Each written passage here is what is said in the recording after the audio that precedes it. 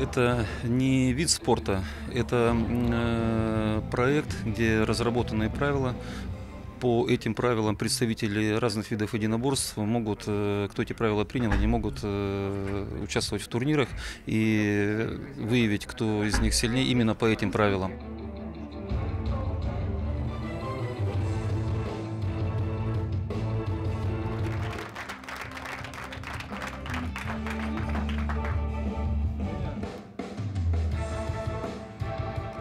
Kuna see treening on selline väga intensiivne, siis võib-olla paljude inimeste jaoks ongi see koht, kus ennast nii-öelda välja elada või siis nii-öelda ette välja elada, siis jah, mul ei jäägi võib-olla energiat selleks, et tunda siis ennast väljaspool treeningut kuidagi agressiivsena või midagi sellist.